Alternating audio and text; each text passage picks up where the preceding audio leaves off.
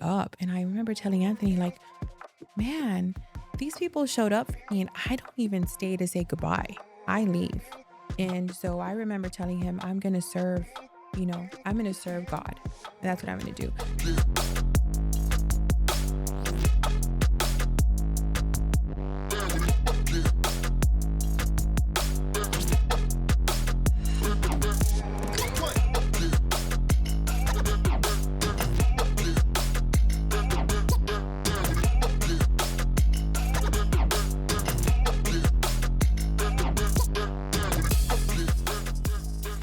All right, Miss Frances Perales, thank you for joining me in the den.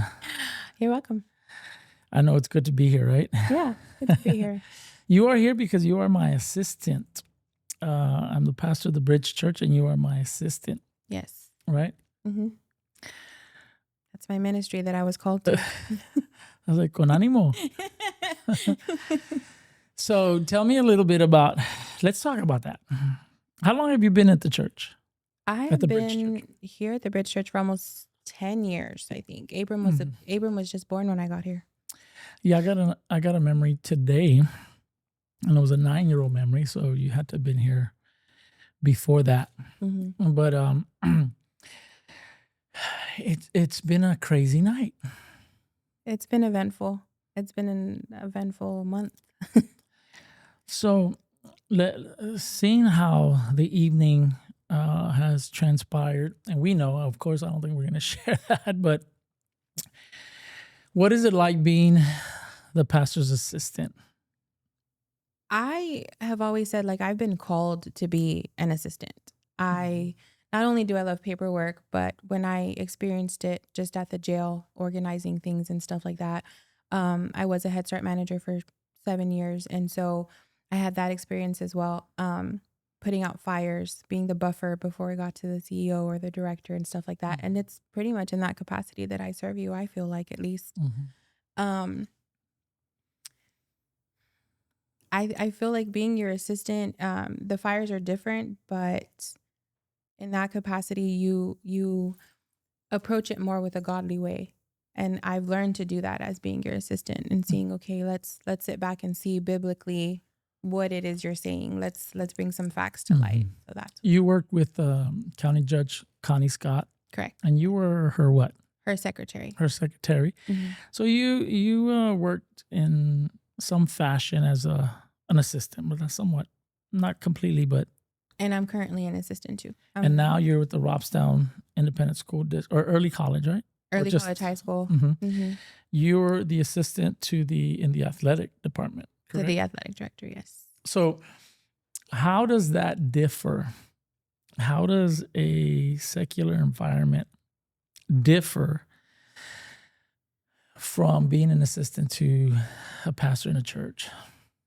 It's different in the sense that when I'm assisting them in, I guess, a worldly point, you would say, right? That's my job. Mm-hmm. I'm making sure not only their calendars are set, are they making their appointments? Is there any important meetings that they need to? Are they prepared for those meetings?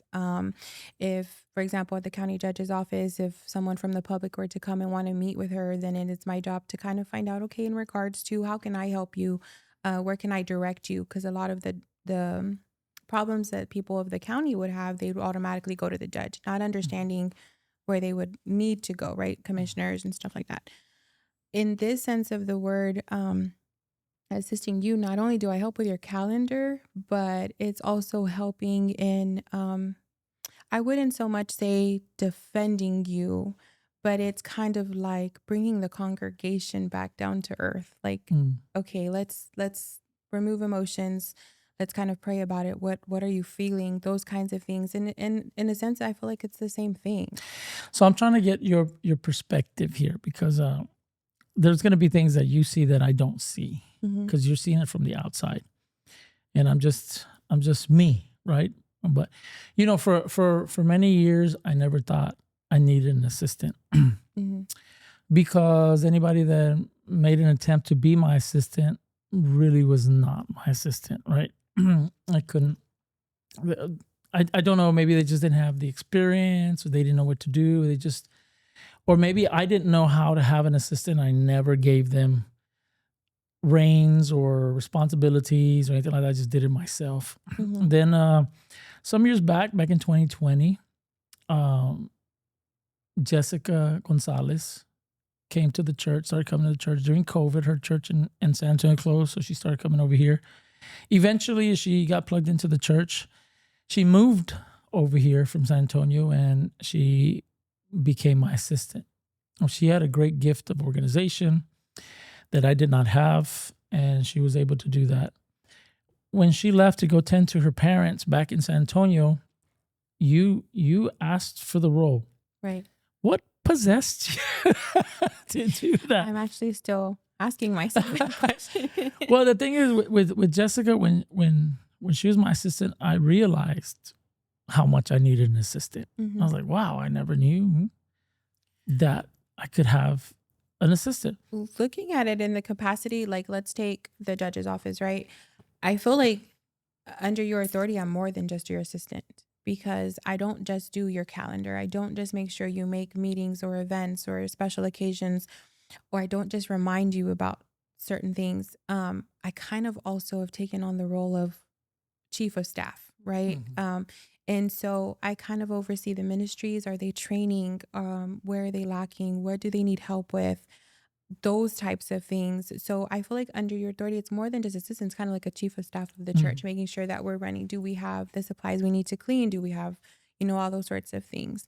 I think yes, Jessica was very organized. She did so much. She had so many talents. I know she was able to do things that I can't do that I'm still working on. Right. Mm-hmm. But I feel in the sense of the word where they differ is that I don't have those responsibilities, like in athletics where I'm currently at. They don't come to me with problems and say, well, I need to meet with him because I'm whatever. It's basically like, hey, my sport needs this.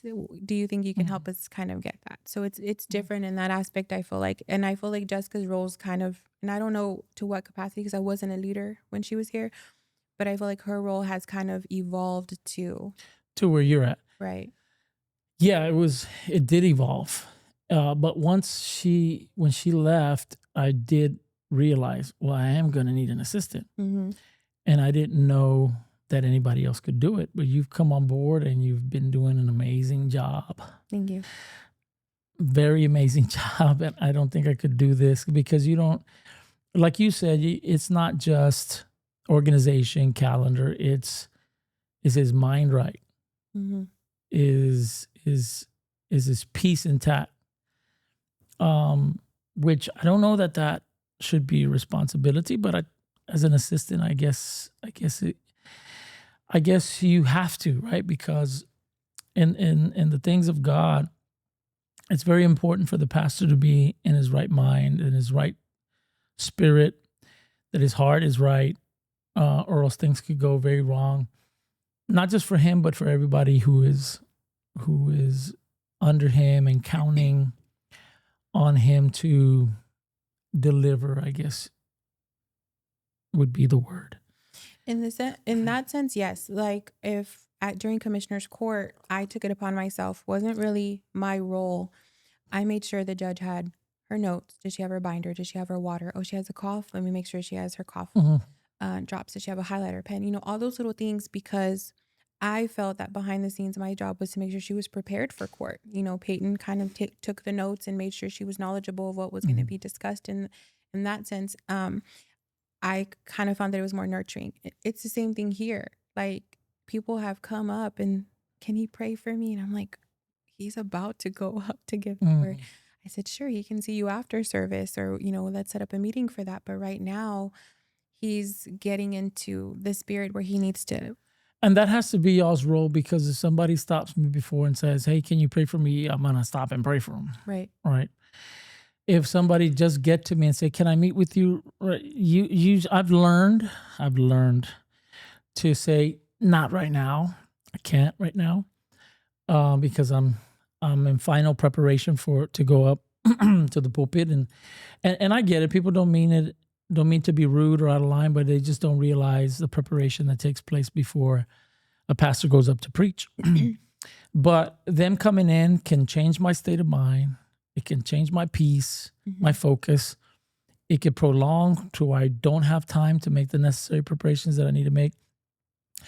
There was a time where anybody would just go and knock on my door, or actually people would come in and they wanted to talk to the pastor. And a lot of times street people would come in and they're very smart. They want to talk directly to the pastor because the pastor doesn't know how to say no to them sometimes. So they would ask, can we talk to the pastor? And well, how can we? Well, I want to talk to the pastor. Back in the days, they used to take him to my office. And he wants to talk to you. And I'm like, no, I got to finish. And so it's changed. That doesn't happen so much. I think they've protected that a little more. But what would you say is the most difficult part about being my assistant? I won't even say a pastor's assistant. I would say my assistant. I think that I have to learn to take what others say with a grain of salt. I have to learn to use discernment on what they're saying and what they're speaking. And then not only that, I have to trust you. And so I believe that in our roles, I mean, I think you've grown a lot, honestly, because when I first started, I remember texting you like, if you don't share what you need to do with me, I can't perform in excellence. Right. And I think that we've built that trust in that relationship to where we can go to each other now and be honest and say, this is what's happening, or you've given me more roles. But yeah, tonight was a tough night. We had service, and then we had some situation rise up. I guess it was during service. I was oblivious to it. I was teaching.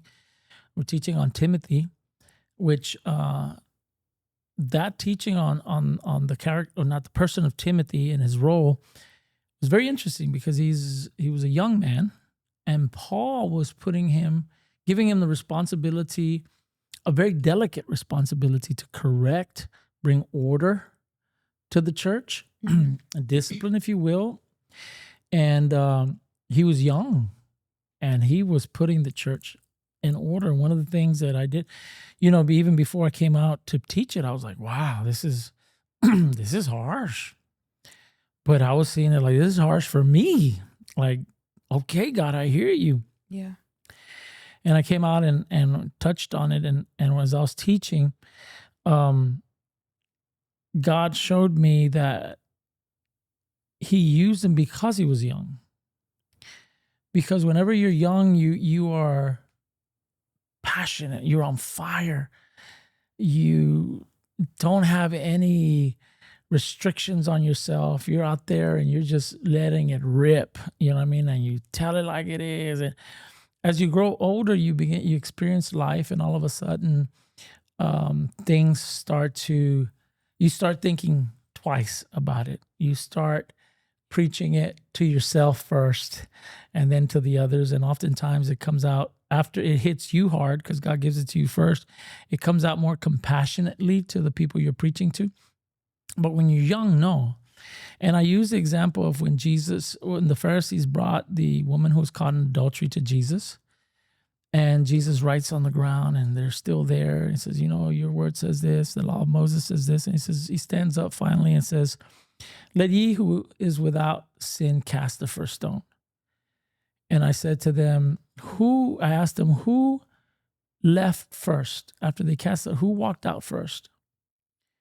And one of the young ladies said, the eldest went first, the youngest went last. I said, why?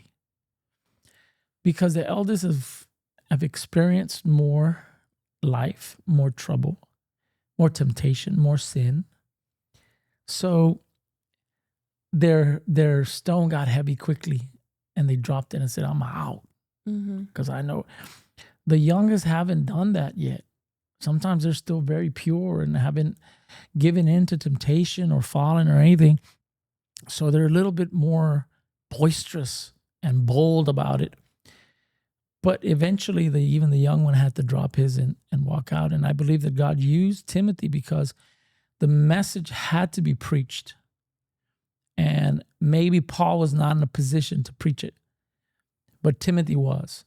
He had that youth mindset. He had that youth passion and fire that he preached this very harsh message of correction, rebuke, and reproof to the church. And Paul entrusted him with that. And I was telling the church, sometimes even as a pastor's been doing it for almost 26 years, you don't give it straight because it hurts. So I said, but you still have to. You have to give it straight. And while we were in service, there were some things going on within the church, and we had, I came out to have to deal with the conflict. That weighs heavy, and we almost didn't do the podcast because of the weight of that. Right. Conflict and weight on pressure and ministry can cause you to shift and cause you to make different decisions and change course. There's a story in the Bible where there's a prophet and his servant comes out and he sees the armies of the enemy surrounding them, and he says, "Alas, masters, what shall we do?" In other words, what do we do in response to this attack? Let's change course. What's our alternative? What are we gonna? And the prophet said, "What are you talking about? There's more for us than there are against us." But he couldn't see it, so he prays that God would open his eyes. He opens his eyes, and then he sees the chariots of God, the angels of God surrounding the enemy. Mm-hmm. So the prophet was steady in what God had called him to do. He was not moved by the threats of the enemy. He didn't allow the fear of his servant to cause him to change course, right? So we said, hey, we still got to record. I've noticed that about you, though. Like, if something comes up, like I approached you tonight and I said, I even told Rob, I'm like, can you just hold off? Let me confirm, right? And I went up to you and said, I don't think it's a good idea. Might be a longer night than we expected. And then after we kind of tried to resolve that conflict, you said, let's record. I've noticed that about you, that if God has a plan, you're like, no, I'm not going to detour because this came up. Okay, that's an obstacle. That's fine. We're still doing this. Mm-hmm. A lot of times people want to do that. A lot of times people want to say, oh, it's raining, I'm not going to church. Mm-hmm. Or it's flooding, I'm not going to go to church, instead of finding like a different way out there. I think too, what I've learned is there are some people that don't think that you're being corrected or that you are being talked to by God when you're up there teaching, when you're up there preaching. Mm-hmm. And it kind of baffles me because from the outside looking in, one of the first prayers is that the Lord use you as the vessel to bring a message. And just because you're the vessel doesn't mean that you're not receiving the message. And I think a lot of people forget that. Mm-hmm. They're like, oh, you know what? That message was for him. And mm-hmm. I mean, he probably thinking the same thing too. He's feeling the conviction as well. Do you see the weight of a pastor? I see the weight of a pastor because it's more than just dealing with somebody's ditch that isn't draining or something. You know what I mean? It's more than just I'm inconvenienced. You are responsible for the spiritual welfare of your congregation and to lead them as our shepherd. It's a difficult task, and I think that's why I said I realized the need for an assistant, because sometimes above the calendars and above all that other stuff, it's just an ear to hear, right? Mm-hmm. Somebody that you could just like, hey, this, that, and the other. And one of the things that we do, we meet at the church at 9 a.m. for devotion. Our service starts at 11. We meet for devotion. To me, those are critical. I believe that the pace of the service is determined by how the devotion goes. So I always encourage everybody all our leadership to be at devotion. But immediately after devotion, I go to my office and I wait for you. And I wait for your husband, Anthony, that you guys come in. Before it was just you. Then Anthony jumped on board and he started assisting as well. So now I look forward for you guys coming in. I can't really start my final prepping until you guys come in. Mm-hmm. And I kind of like decompress. And then, all right, I'm going to finish up. And then you guys have a sense of timing and you guys let me finish and let me take care of what I need to take care of. Me traen café and all that good stuff. Yeah. That is so important. And I cannot imagine somebody not having that. I think that everything has led up to me being in this ministry as your assistant, I remember starting here and you were, hey, you weren't in service today. We missed you. Or where are you? You were holding me accountable and you wanted me to get more involved. I think that's when we started the Welcome Ministry, before I gave it to Sister Megan. And I would tell you, I don't have time. You know, my kids are little. I'm a single mom. There's just no way. And I think I mentioned it to my husband too, just last night or the night before. I'm like, man, before I didn't have time to do this. And now it's like I fit this and so much more. Mm-hmm. But tonight, let's just take tonight's conflict. In Head Start, in my position in Head Start, you learned that when you have an irate parent, they just want to be heard. Mm-hmm. They want to be heard. They want to be able to vent. They want to be able to feel that their feelings are validated, and they very much are. Mm-hmm. You take the brunt of that, right? And you kind of like try to de-escalate the situation. In the jail, there, I would go to my captain. I'd say, here's the problem. Here's the solution. I don't have the authority to make that call, but I'm not just going to bring the problem. Right. And then, you know, working in the county judge's office was a little bit different. I did her calendar and we also met weekly and we discussed events that she needed to attend and so forth. But all of that has built up into this ministry at the church, because I feel like you and I meet, we have that decompression, we are on the same page with ministries, with leadership. And then my husband and I leave your office, we do announcements, we make sure everything else is running smooth. Here, the chairs fixed, has it been vacuumed? And those, there's plenty of times where he's come out and, you know, swept the carpet out front and make sure that everything's presentable. Right. I think that's important because you've taught me too. A lot of first timers come, and first impression is a big thing. Not only first impression of what the church looks like, but first impression of how they're being welcomed. So there's been times where I've noticed new people, and I'll text in leadership, hey, we've got a new couple. I see them. Have they been here before? And might say, hey, Sister Ariana, can you reach out to the wife, invite her to women's and so forth. The reason I do that is so that everybody is aware, and so that everybody can kind of like extend their ministry to them to make them feel welcome to want to come back. I've noticed, you know, there is this one couple who's like, man, this is awesome. Their very first visit, they went to our house for small groups. They engaged with us. You know, now they're a part of the Welcome Ministry, and they're just involved in the church. Yeah. They feel that hominess. One of my main things is I don't want anybody to come in here and feel like I was ignored. If I see somebody comes in, I greet them. I try to send people over there to greet them, which I think should happen organically. And I think it's getting better with that. At the end, when I dismiss, I'm walking towards the back so I can be at the door, because I want to try to catch as many people, especially first-time guests, and just say hi. I think it's important. I value everybody that comes in. Of course, I value our people too, but they stick around longer, and you see them in more in other opportunities to visit with them. But that new person, they might be here as a desperation, out of desperation, as final attempt at something. Right. And you have to discern, you have to be aware. You cannot allow somebody to be in the house and you not acknowledge them. I think that's the worst thing that a church can do, is not acknowledge somebody who came in. I agree with that 100%. You don't know their walk or what they're coming in to seek. A lot of the times they're coming in for that fellowship. They're coming in to find somebody that they can lean on, because a lot of the times the reality is God is their last resort.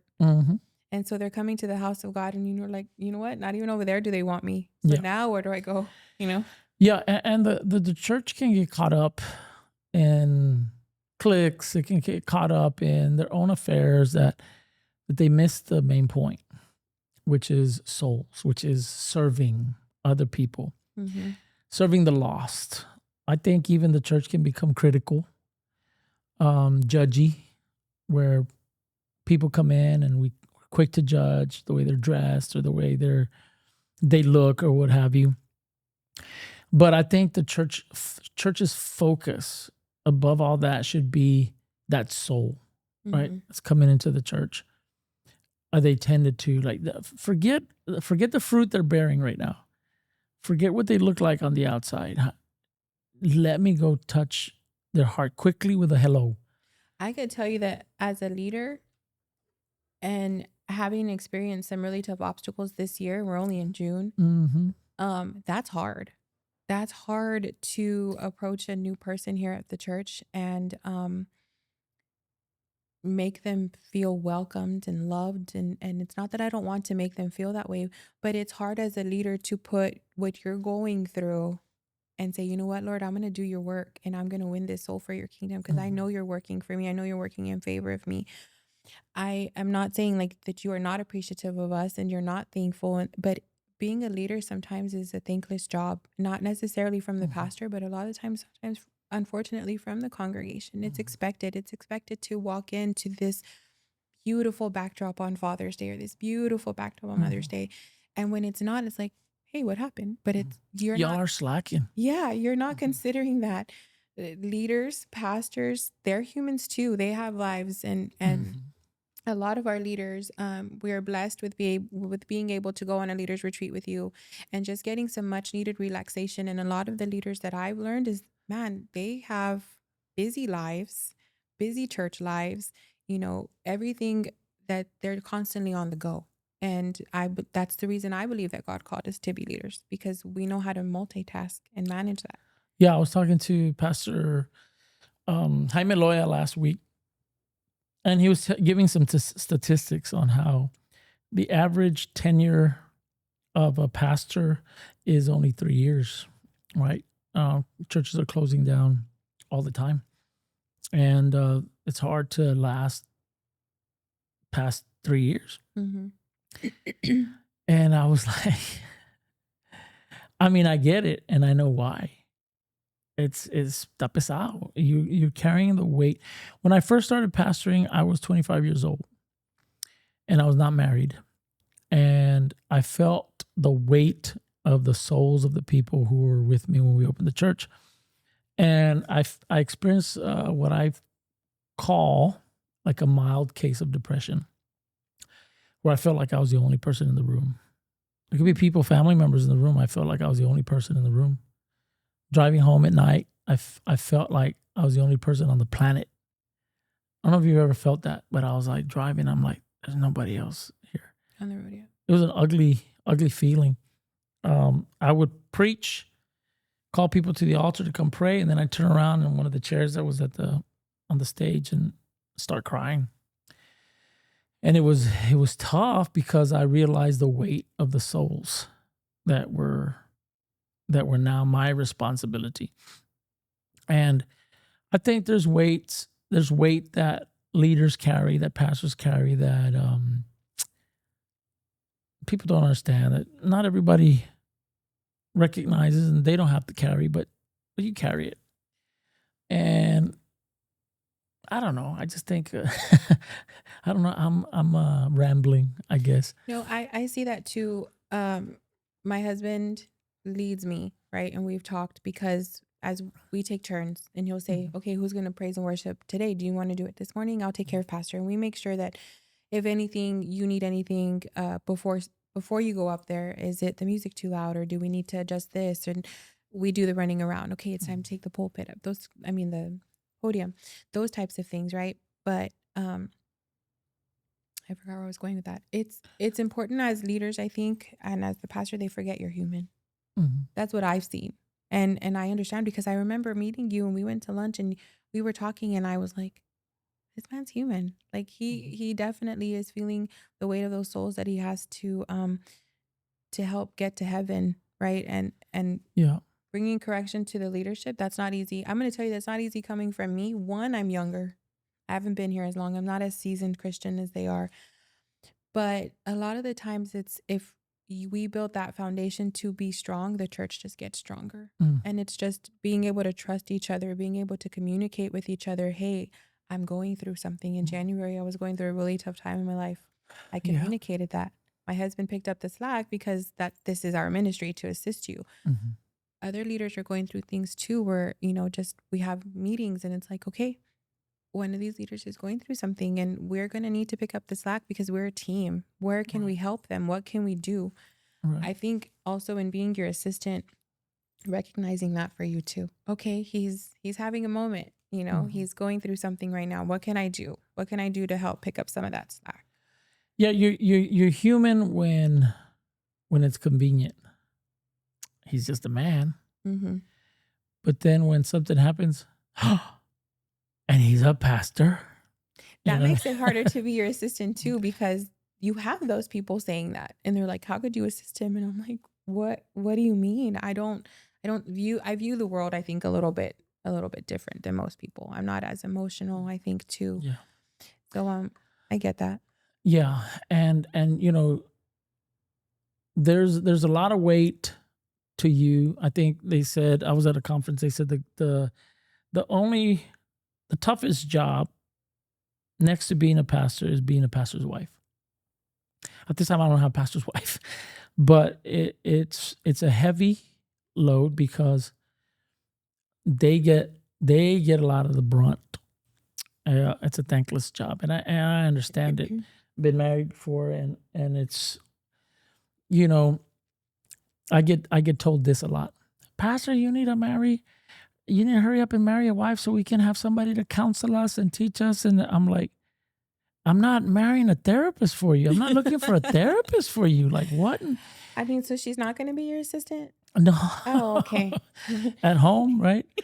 But I'm like, are you nuts? You think I'm gonna marry somebody so they could counsel you? Que no haces caso anyway. Like, you think that I'm looking for a therapist for you? Absolutely not.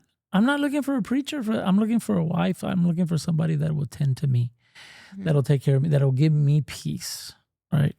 And a lot of people don't understand that. They think they can get up all up in your business and choose for you. They want to sit in on the interview when you choose their therapist. Yeah, for their therapist. And I'm like, you're nuts. I'm not gonna put somebody into that torture having to deal with.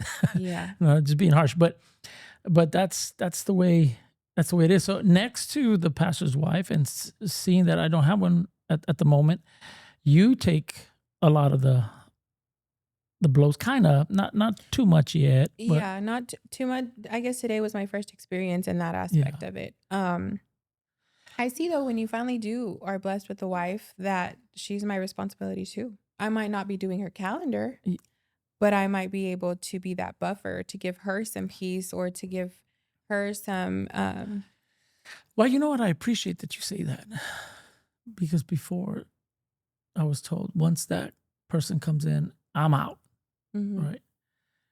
And I never thought that was the right approach. I think what you're saying right now is way more valuable, because we'll still need that. It's not about calendars like we've been talking about. It's not about calendars. It's not about this, that, or the other. And like a pastor that has to tend to the flock while they're going through something, you also have to tend to me. I think everybody has to, right? I'm not saying they all have to tend to me. I'm saying they all have responsibilities they have to live up to while dealing with pain. There was a conference, a leaders conference way back in the day that I went to, that it was entitled Leading While Bleeding. And I know this past year was a rough year for you. You lost some very important people in your family. Right. And it scared me because I was like, I can't have Frances break, right? I have to be there for her. And I don't know that if I was or not, but You were. It's for anybody. Life throws situations at us that will rock us. And a lot of times we don't expect it, and we don't expect the way they come, and they're heavy. And we have to come alongside people as they're, the Bible says, weep with those who weep, rejoice with those who rejoice, but weep with those who weep. And sometimes being there for somebody, that's what I've experienced. I've experienced when people are there for me, even if they're not doing anything, they're just there. It's so comforting. I don't think people understand the relationship between an assistant and a pastor, or an assistant and a director, or assistant and a judge, or you are with that person a lot of the time. I've learned to seek counsel from my husband. who I've submitted to, and then seek counsel from my pastor. Okay, I got the green light here. I got the green light here. I'm good. But I think that we've grown close in the sense that we have that respect for each other. We're open with each other. We're honest with each other. It helps make my job a little easier when things are thrown at me. And in all of those, like I said, building up to this and all my career choices that I've made and positions that I've held leading up to being your assistant, it's shown me like, okay, let me take it all in. Let me process it. I'm not giving you an answer. I don't have the authority to give you the answer, but I can fix something up. Let me set up a meeting. Let me help you with this. Let me point you in the right direction type of thing. I don't think they understand that. And I think that the Lord was building my testimony. Prior to January of this year, I had just faced, an infection that threatened my life. I was infected all over. I was in the hospital for a month, out of church for a few months, and then that's when I came up actually that I said, my church family showed up to me. I was the person who sat at the back with my 3 kids, didn't let them go to kids' church. If they did, it was rare. I wanted them close to me because we needed to leave. As soon as altar call was there, we were leaving. And here I am in the hospital. You and Jessica came. Sister Samantha and Omar made dinner for my family. Sister Ariana sent food. Sister Ashley, like the church just showed up. And I remember telling Anthony, like, man, these people showed up for me and I don't even stay to say goodbye. I leave. And so I remember telling him, I'm going to serve, I'm going to serve God. That's what I'm going to do. I remember going to you and thinking, okay, if I do it for the judge, I'll do it for the pastor, right? It's not that hard. We'll see how it goes. And I remember telling you, like, I'm not doing this for you. I'm doing it for God. Like, he saved me, right? I'm here for a reason. I need to give back to his house, especially because the people here in this congregation showed up for me. Then comes January and my family passes away in a tragic accident. And I got the phone call. I show up and who's here with my husband? You are. You know what I mean? And you stayed there well into the night. I remember going home and I looked at myself in the mirror. I'm like, oh my gosh, like people saw me looking this crazy, right? But it wasn't only that. It was you shown up for my kids, for my family, for me, for my husband. You guys have breakfast where you've mentored him, where he's, I believe, being raised up to be a pastor. And I appreciate the correction that you've given me. I remember you saying, like, man, if you didn't allow your pastor to correct you as harshly as he needed to, then you would have never learned, you would have never grown. A lot of people want to be corrected with kisses and hugs, but that's not even how your mom corrects you. So why would we do it, right? But you've shown up for me. I don't think, like I said in the beginning, they don't understand the relationship that we've had. They only see snippets of it, of that relationship of not only do I take care of you, I make sure that you're solid, you're ready to go up on Sunday, and sometimes even on Wednesdays. Hey, are you good? Do you have water? Those sorts of things. But you also in turn make sure that me and my family are solid too. Is there anything that you need? And you're not only there through the hardships, you're there through the celebrations. I think a lot of this congregation can speak the same. I've gone to events where you're there celebrating accomplishments and achievements of other people of the congregation. Doing your schedule, I've known that you've done several hospital visits in one day, and I know I'm like, I can never do that. But I think that's one thing that I'd want people to know is you sometimes look at a pastor and you're like, no, but he only works on Wednesday and Sunday. That's all he does. And I'm like, wait, it's way more than that. And it's not even just calendar meetings and so forth. It's being present for the congregation and being present for them even when they don't think you are.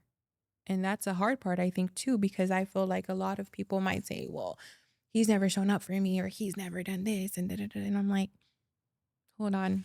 I could have sworn that last month this and this and he did, because we handle your day to day. So I think that's where it differs from me being assistant to you to being assistant to athletics. They've noticed too. I've told them, they've called me at 6:30 and then I call them when I leave here at 7:30, 8 o'clock on a Monday. And I'm like, sorry, I was at church. And they're like, man, you're really involved with the church. And I'm like, I'm not there. I'm here. And I go home to sleep and then I do it all over again. But I appreciate that relationship. And I think that it helps in making sure that you're good to serve the church. And I do respect the fact that you come to me and my husband to also seek counsel. You're like, hey, did I see this right? Or am I thinking this?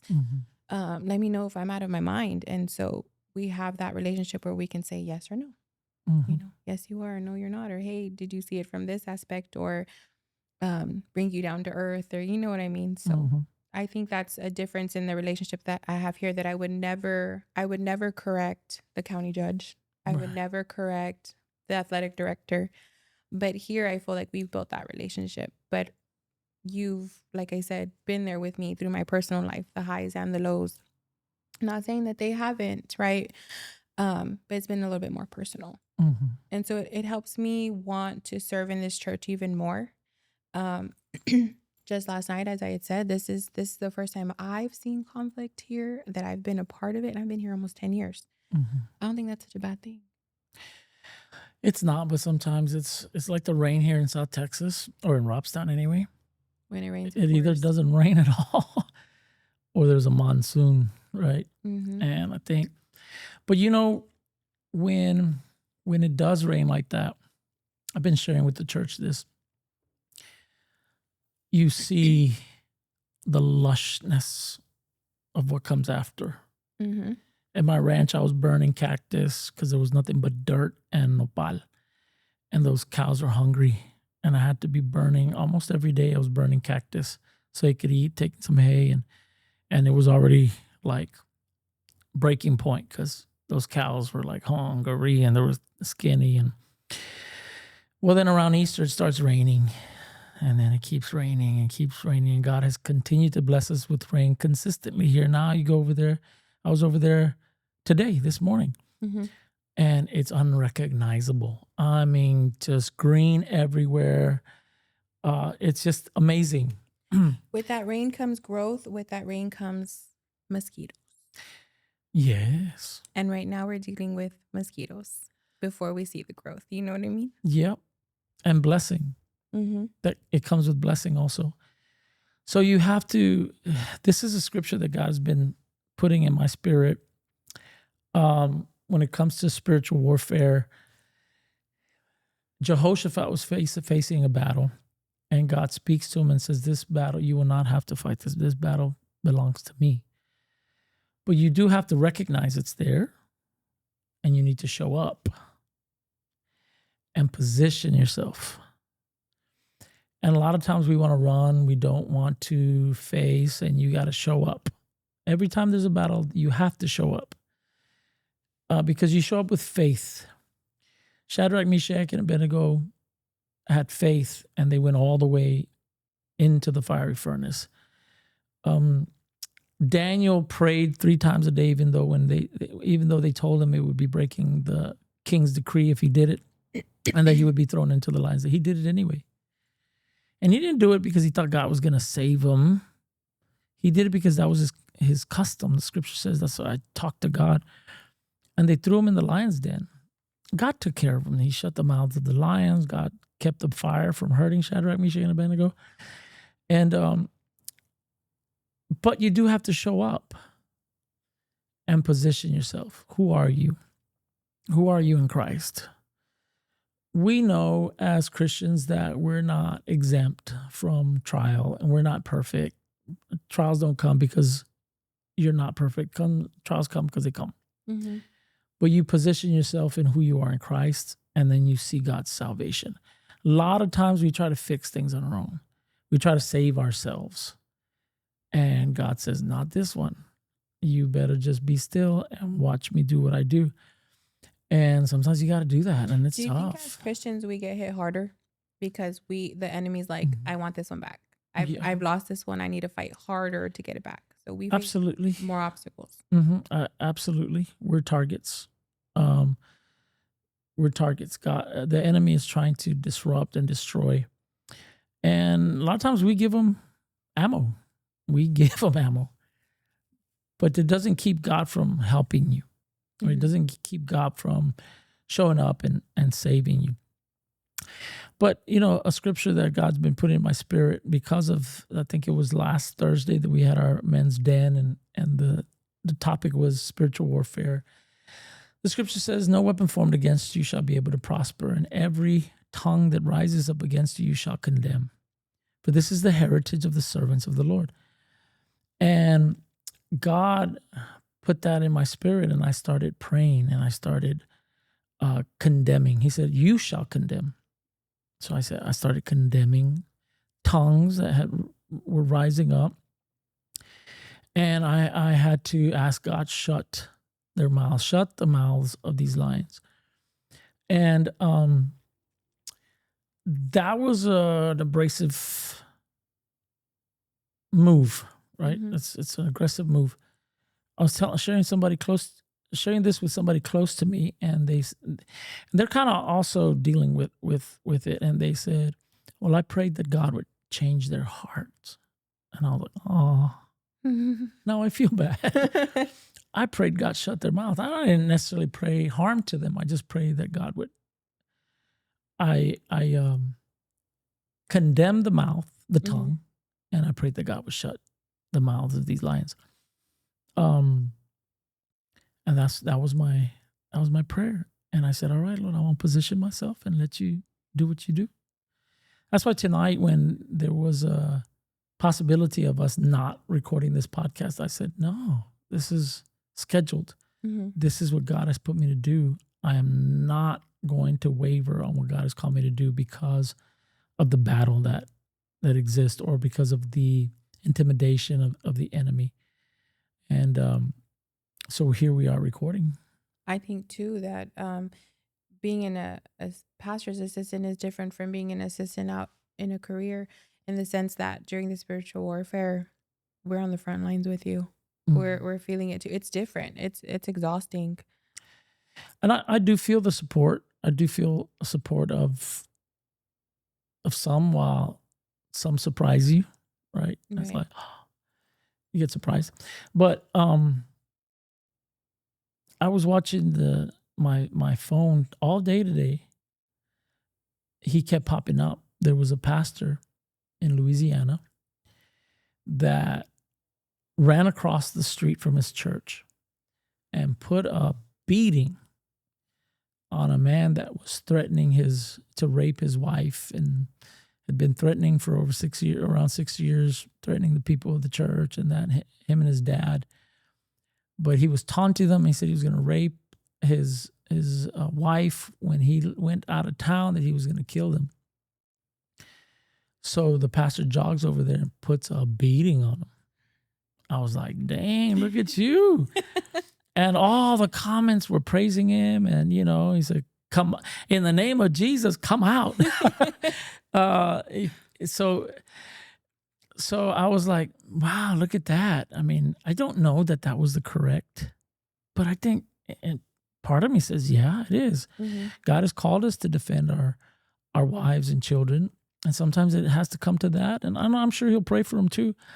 But I saw that, and it was the same pastor that refused to close his church during COVID. He was the same pastor that was on the same highlights on the news, NBC World News and Nightly News and Telemundo and Univision, that I was on. I remember that. It was him and I think Rodney Howard Brown from Florida. We were on all those channels coming out, talking about us not closing the church. And he stood his ground, and we stood our ground. And it drew a lot of criticism, but we held our ground, and God got us through it. So I see him, and I'm like, oh, am I going to fight somebody? I said, no, Lord, let me not fight somebody. But I don't know. I saw maybe it was symbolic, that God was kind of showing me something like, this is a fight for, how can I say it? There are certain battles that men and women who are doing God's work will face. That not everybody will. So I'm looking with anticipation at the fruit that comes from this, the growth, like you said. The mosquitoes are mosquitoes. You got to learn to live with them. They're not that significant. Right. They do create irritation, but the peace that I have, that I don't have to go every day to feed my cows. I don't have to go every day to go burn. They look healthy. We just got a new calf. It's just a huge blessing that the rain has brought. So you have to like have that faith that even though this is like a storm, that it's bringing about a great end. Pastor Loya brought that word last week too. He did. Right on time. Mm-hmm. I had not talked to him before he came. He was going to come sit on on the podcast, and didn't talk to him about what was going on. Anything. Like, I don't think there was anything going on in the church, but I didn't talk about, talk about this. And most pastors won't ask you what's going on so I can talk about it. And even if they did, I wouldn't tell them. All I've said is whatever the Lord leads you to say. And he came and I introduced him, and I said, he's always preached an on-time word, a right now word, when I've heard him preach for me. Several years back, when I met him, he preached a word, nothing but crumbs. No, rather, give me the crumbs. That's what it was called. And it was at a conference, a leaders' conference that he had. And it was a message that changed the trajectory of where I was going, because I was already kind of like in the dumps, and I was frustrated, didn't know what was going to happen with ministry. And it just lit a fire under me. And I said, every time I've heard him, he's preached a now word, an on-time word. So you're going to hear him give you something that you need right now. Mm-hmm. And the message was, you're probably exhausted, but don't quit. And he says, pray in your season so you can reap in the next. Mm-hmm. Yep. And he says, there's more. There's more to go get. What I've learned in leadership too is everybody's watching you. How are you dealing with it? How was I dealing with that tragic accident in January? How was I dealing with the health scare in March? What was I doing? I've always been a person to want to speak facts. So I can say, yeah, unfortunately, my family passed away on Saturday night. And you were here in church the next day? I was in church. I needed to be here. Even when I didn't want to be. I just wanted to roll over in bed and do anything. And you told me that. And you were like, no, you need to be here. And I saw it. God works so much in my life. And as I learned to grieve, because I don't pray that grief on anyone, it's not something we go through every day. It's a different kind of sadness. You lost 3 family members on one day. Right. And your grandpa, your aunt, and your uncle. Yes. And I had spoke to my aunt that morning, and Anthony was going to H-E-B. I get a phone call from my sister, and she says, the sheriff's department came to mom's house. Now, I used to work for the sheriff's department, so my mind went to, who has a warrant? Are you going to ask me to call in a favor? And she says, Tia Roxy, Tio Marcos, and Grandpa were in a car accident. And I remember putting on my shoes. I said, all right, what, are they in the hospital? Where are we going? She said, they didn't make it. What do you mean they didn't make it? I call Anthony. I said, drop everything at H-E-B. Can you meet my family at the police station? And he did just that. And as I stated earlier, I showed up. I was a mess. All the way over here. I just talked to her. And you were here. And man, we were up pretty late that night. We went to go check on her kids, stayed there, made sure they were good, and then went home, talked to our kids, let them know what had happened. And the next morning, Anthony says, are we going to church? I said, why wouldn't we go to church? As I was experiencing that grief, I go through not wanting to be here, a negative aspect. Well, if nobody else is helping, why do I have to help? Why do I get the correction? Because there's been plenty of times that you've called me and corrected me on different aspects. And so I started to have that negative outlook. And then come March, right before service, my husband was going to preach. I wasn't feeling well. My Apple Watch actually alerted to AFib, and I got put in the hospital. And they came in and said, if we can't regulate your heartbeat with medication, we're going to shock it. And so I'm like, okay, it is what it is, Lord. We were praying. We held tight in our faith, and you came to the hospital. I remember that day too. We were laughing because you bought a box of donuts to the cardiac floor, but it's neither here or there. And I was so upset because I was going to miss Philip's induction to NJHS or to the junior high one, right? And all my family showed up. You showed up for him. You know, I felt terrible. His dad couldn't be there. And while everyone was gone, I went to the ladies' room and having dinner, I was on FaceTime with my best friend. And I was showing her, she's like, what does this mean? What does that mean? I'm showing her, look, my heart rate's at over 100 and it still says AFib and blah, blah. Went to the restroom and I said, Lord, I'm going to give this to you. Like, take my pain emotionally, take it physically. It's hurting me. I'm here in this hospital. I'm missing a significant moment in my son's life. Take it. I can't handle it. I need you to just handle it. And so I go to bed and I'm reading my book, flipping through the channels. The cardiologist comes in to confirm that the next morning they were going to shock my heart back into rhythm. And they walk up to the monitor and they were like, you're not an AFib anymore. I jumped out of the bed and I said, that is God.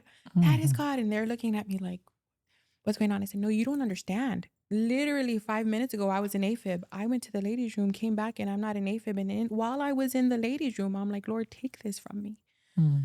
I think that the Lord has built my ministry, has built up my testimony to assist you, but he's not done with me. And the enemy continues to try to attack me, to get me to not come to church, to not serve God, to not look at the good that's coming from the storms. Wasn't an AFib. They said you can go home tomorrow. I believe that I was let out like at 12 or 1, went home, took a nap, took a shower, and I was in church. How could I not be in church when God shows up for you? Even when you're going through the hardest times, like losing family members. And then when you're able to say, like, he showed up for me in this room, how am I not going to give him at least an hour or two of my time? You know, I called you in one of those moments you said, I said, hey, you need to be in church. I can't do that with everybody because they take it as it being insensitive. Like I'm not being sensitive to what they're going through. I think we're learning that together. I think we're learning that some people need some sugar when you talk to them. They like for you to beat around the bush when you talk to them. The problem is that by me not telling them to be at church and they not showing up to church, it's not helping them. The reason I tell people you gotta be at church because that's where the answer is. That's where the solution is. And unfortunately, I can't tell somebody because they'll see it as me being insensitive, which is the furthest, couldn't be further from the truth. I'm able to tell you that because you make yourself available to be told that. When I correct you, you don't go run and get mad and I can't believe Pastor told me that. A couple times here recently that I've corrected, I was like, you need to do this. I was like, hi, Pastor. And then, okay, right? I get joy out of, giving you a little back and forth. But you are the benefactor. You said back in the day when you were here that you used to tell me, I don't have any time. I don't have time. I said, well, just do it. The Lord will make time. God will give you more time. You won't know how, but he'll give you more time. It's the seed. When you sow time, God will increase your time. Whatever you sow, you're going to reap. And you sowed time, and next thing I remember you telling me, Pastor, I don't know how God did it, but I have more time. And you've shared that testimony a couple times. Right. But ministry is a roller coaster. It's an adventure. Not for the weak. It is not for the weak. And I think most of the problems take place when you're not caught up doing what God has called you to do. And there has to be an adjustment so that people can focus. The Bible says that when you have idle hands, you can become busybodies. And then there's no fruit. There's nothing to show for it. It's just cheese man is what's called it's a busybody. I commend our leadership for the most part. I think we can throw some correction in there. It's important to know that the person that's correcting you is coming from a place of love and not ill intent. I've been accused of not. Can you see that? How it could come out like it's not love. Yes, but yep. But the relationship that we've built, I can see how I'm like, man, that was harsh. But then I'm like, he wasn't doing it to be mean. He wasn't doing it to be ugly. It depends, I think, on the person too, how they receive it. How they want to receive it. I don't cry a lot. but I do cry. And I was telling somebody close to me recently that there's two things that make me cry.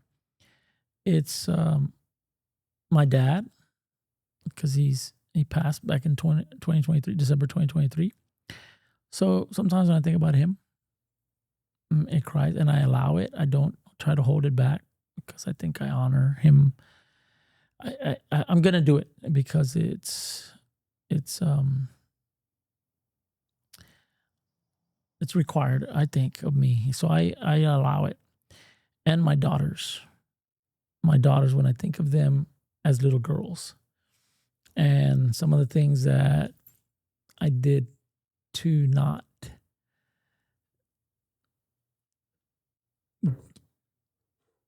that kind of hurt their growing up, and that makes me. I can't even say the word because I'll start crying. Yeah. But those two things. Other than that, I can't think of too many things. So it feels like I'm unsympathetic to people because I feel like that's not even a big deal. Like, come on, I get.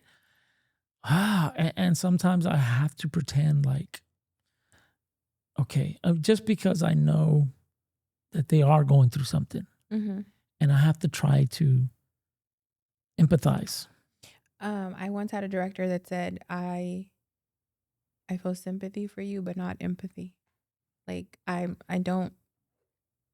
sorry you're going through that, but if you only knew what I was going through, type thing. So it makes your problem almost smaller. But some people, even the smallest problem is the end of the world for them. Yeah.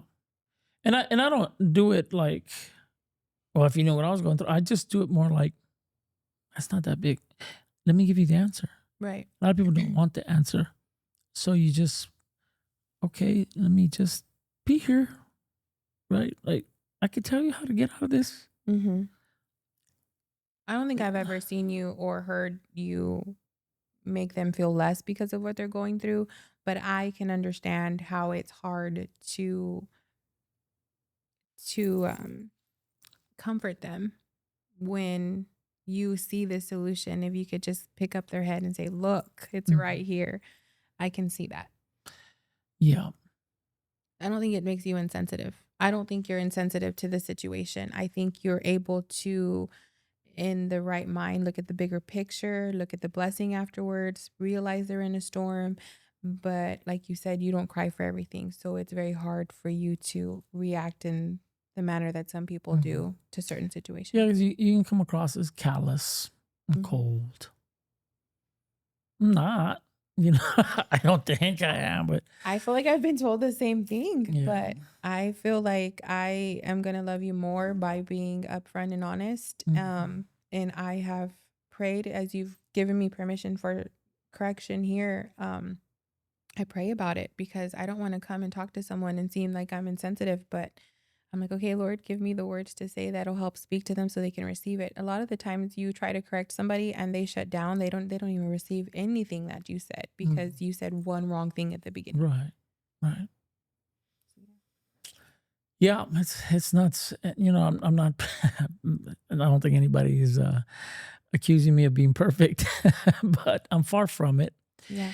And I think that is what I was alluding to earlier when I talked about that pastor that went across. Like, what God has called me to do, and the type of person God has called me to do is not. It's not that book. What do you call it? Quintessential pastor, or that. I'm looking for a word with book in it. The worst person. Like a model. Yeah. Pastor. It's rough. It's rough around the edges. It's not. I don't know how to describe, but what God has called me to be. But it's a battle that you face internally and in the spirit. Nevertheless, like, I love God. And I look at my old pictures when I was a youth pastor, and I look at it, I was like, dang, I remember when I was doing that. Like, oh yeah, I remember that. And mission trips to Costa Rica, and all kinds of different things that we were doing. And I'm like, God reminds me, yeah, you've loved me for a long time. So I love God. And, I think that's what makes me enjoy this roller coaster with you as your assistant is my love for God and knowing that I'm doing it for him. Yeah. And solely for him because I don't get paid. Oh, calling me out like that. But it's not like I'm getting salary from this, right. But it is one of the jobs that's pretty tough. That's what John Maxwell has many books on leadership. And one of the things he says is one of the purest forms of leadership is ministry, because you don't have an incentive. Right. At a workplace, you have checks that you can coerce people into meeting quotas, meeting deadlines, doing this, that, or the other. But as in ministry, you don't have any of that. No. All you have is any influence that you might have with the people. And, people don't care how much you know until they know how much you care. And you gotta build experience with them and show them that you love them. Show them your heart. It's been a very rewarding couple of years with you.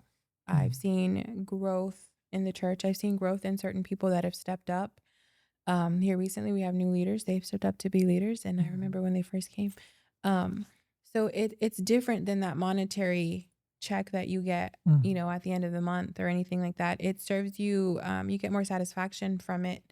And I believe it weighs more than just being able to go buy me a new dress from that. I mean, it wouldn't hurt. Well, hopefully one day, I know your husband has been ministering here, preaching at the Robstown campus whenever I'm in Alice, which is once a month in the mornings.